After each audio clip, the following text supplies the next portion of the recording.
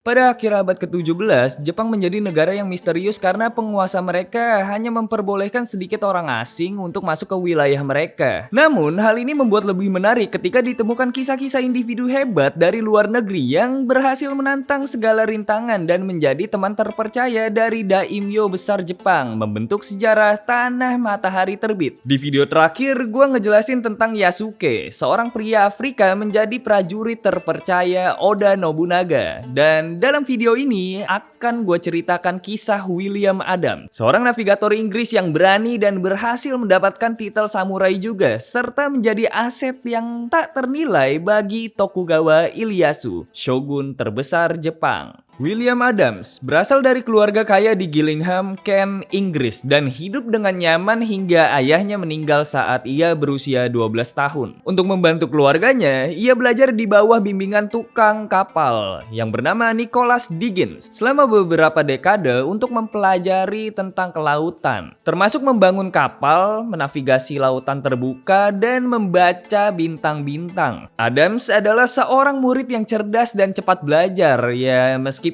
terkadang ia nakal. Pada tahun 1588, ketika usianya 24 tahun, William Adams menjadi seorang nakoda yang tangguh dan bergabung dengan armada Sir Francis Drake untuk membela Inggris dari serangan armada Katolik Spanyol yang berusaha menaklukkan bangsa Protestan Inggris dan menjatuhkan Ratu Elizabeth pertama. Di tengah pertempuran yang penuh asap dan kekacauan ini, Adams dipercaya sebagai kapten kapal pasokan dan membantu mempertahankan Pulau Inggris. Saat memasuki usia 30-an, William Adams telah menjadi seorang ahli laut dan berusaha untuk mencari keberuntungan. Terpikat dengan prospek kekayaan di Asia, ia pergi ke Belanda bersama saudaranya Thomas dan bergabung dengan armada perusahaan pedagang Belanda.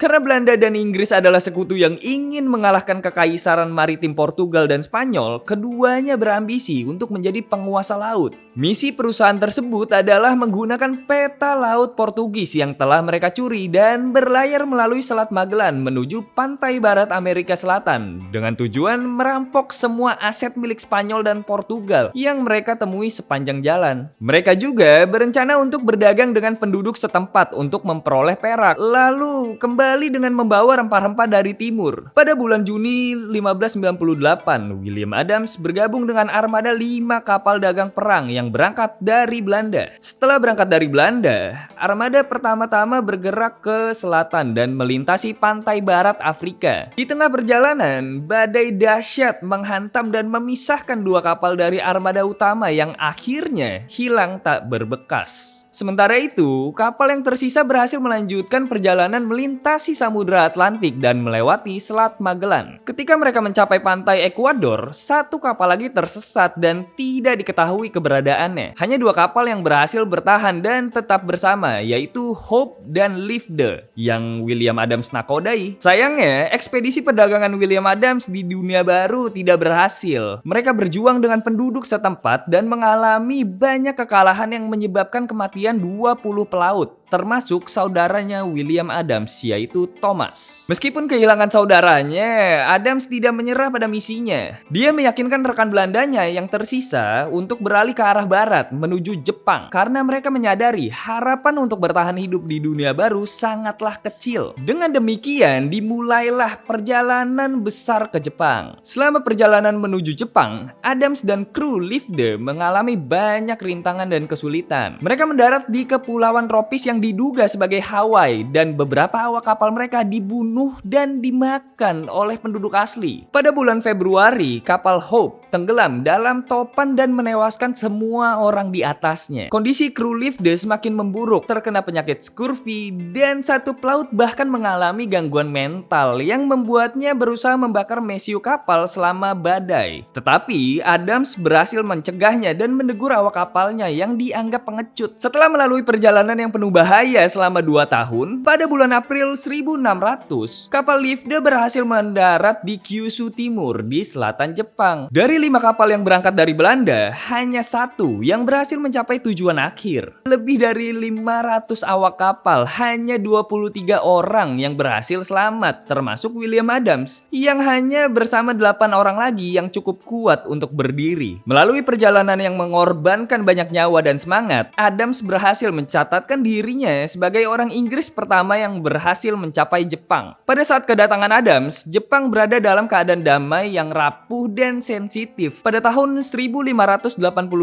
Jepang disatukan di bawah pimpinan Toyotomi Hideyoshi. Hideyoshi lahir dari kalangan rendah sehingga tidak bisa menjadi shogun. Maka dia menjadi kampaku atau ketua dewan kekaisaran. Namun, stabilitas tersebut berakhir setelah kematian Hideyoshi pada tahun 1598. Sebelum kematiannya, ia menunjuk 5 daimyo yang paling berpengaruh untuk menjadi kepala daerah hingga putranya cukup dewasa untuk memerintah sendiri. Tetapi, konflik mulai muncul antara para dewan karena tidak saling percaya dan ingin memperoleh kekuasaan yang lebih besar. Di antara kelima daimyo tersebut, Tokugawa Ieyasu, Lord of Edo, adalah yang paling kuat dan siap untuk bertindak. Selama beberapa dekade, Portugal telah hadir di Jepang dan menghasilkan keuntungan yang sangat besar sebagai perantara dalam perdagangan sutra antara Jepang dan Tiongkok di pelabuhan perdagangan mereka di Nagasaki. Para Jesuit yang dikenal sebagai Serikat Yesus mengikuti pedagang Portugal kemana saja dan menyebarkan pesan Katolik. Meskipun perdagangan sutra sangat penting bagi Jepang, kehadiran orang asing ini dan penyebaran agama Katolik tidaklah disukai oleh para penguasa Jepang. Tapi dengan kedatangan Adams, situasi ini akan segera berubah. William Adams dan 9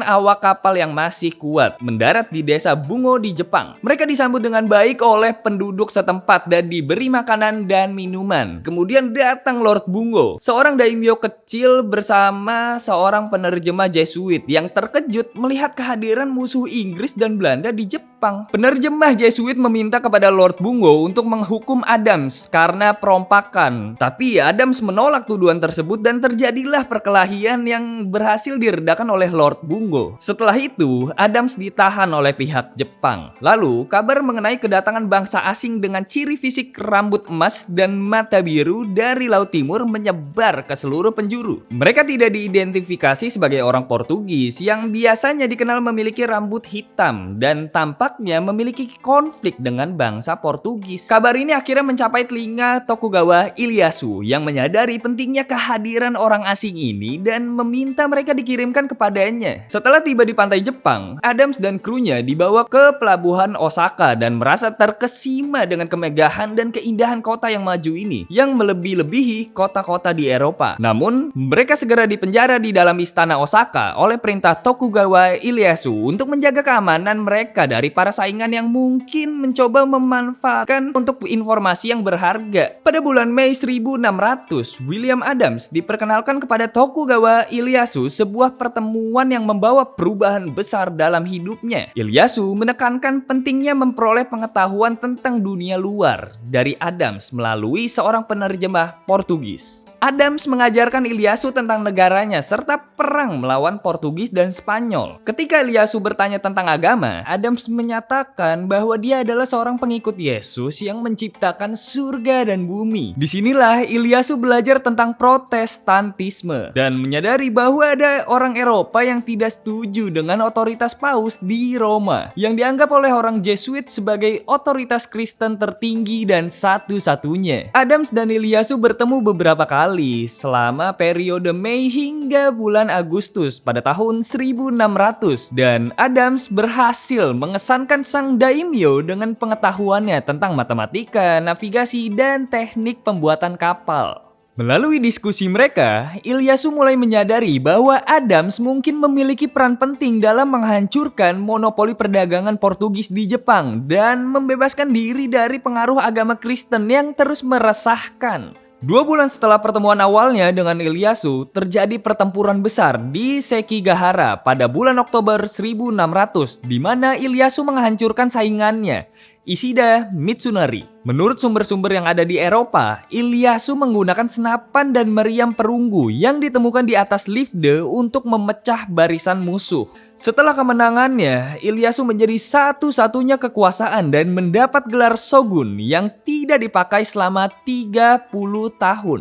Gelar ini kemudian diwariskan kepada keturunannya selama 250 tahun. Setelah menjadi shogun, Ieyasu memperhatikan William Adams dan menjadikannya sebagai samurai serta memberinya status Hatamoto dengan 80 orang pengikut setia dan wilayah tanah yang disebut mencakup 100 peternakan. Adams menjadi penasihat utama Ieyasu dalam hal-hal barat dan menggantikan para imam Jesuit sebagai penerjemah resmi Ieyasu. Di Jepang, Adams dikenal sebagai Miura Anjin dan menjadi aset yang sangat berharga bagi Ieyasu. Adams membantu Belanda mendirikan pabrik perdagangan pertama di Jepang yang membantu memecah monopoli Portugis dan menghilangkan ketergantungan shogun pada mereka. Adams meninggal pada tahun 1620 dan cucu Ieyasu, Imitsu, kemudian menutup perbatasan Jepang untuk semua orang asing kecuali Belanda, yang sebagian besar disebabkan oleh usaha Adams di masa lalu. Tidak ada yang dapat diprediksi mengenai apa yang akan terjadi jika William Adams dan awak kapal Belandanya tidak mendarat di pantai Jepang. Kemungkinan besar monopoli perdagangan Portugis tidak akan pernah terpecahkan dan agama Katolik mungkin aja telah menyebar lebih jauh dan dalam ke wilayah Jepang. Ada kemungkinan bahwa Keshogunan Tokugawa tidak akan pernah menutup negara. Namun, kisah William Adams telah menciptakan warisan yang berlanjut hingga era modern. Di barat, kisahnya menjadi sangat populer berkat penulis James Clavell yang menulis versi fiksi dari kisahnya dalam sebuah buku berjudul Shogun. Di timur, versi Adams adalah karakter utama dalam franchise game dari tim ninja yaitu Nioh.